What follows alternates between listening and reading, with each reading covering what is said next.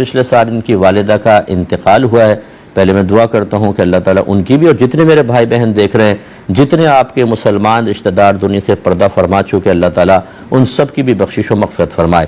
یہ کہتے ہیں کہ میں نے یہ ارادہ کیا ہے کہ اب جو بھی میں نیک کام کروں اس کا ثواب میری والدہ کو پہنچ جائے، تو کیا یہ ٹھیک ہے؟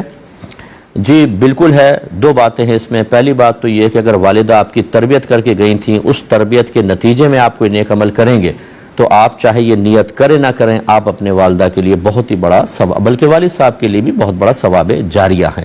اور فرض کر لیں کہ اگر آپ نے یہ کوئی بھی نیک عمل کیا اور یہ ارادہ کر لیا کہ میں یہ ثواب اس کا ہماری والدہ کو پہنچ جائے، تو علامہ ابن عابدین شامی رحمۃ اللہ علیہ نے فرمایا وہ نیک عمل چاہے فرض ہو، واجب ہو، سنت ہو، نفل ہو، سب کا ثواب ایصال کیا جا سکتا ہے۔ اس پہ دلیل کیا ہے؟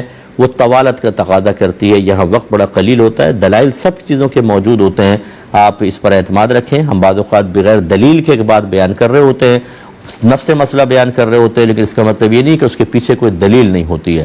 الحمدللہ تقریباً یہ 22واں سال ہے ہمارے پروگرام کو، کوئی بھی ہمارا بھائی سنتا ہے، اگر کوئی ایسی بات آپ کو محسوس ہوتی ہے یا کوئی عالم دین یہ کہتے ہیں کہ اس کے پیچھے تو کوئی دلیل نہیں ہے، تو پھر وہ دلیل بہرحال ہمارے پاس موجود ہوتی ہے۔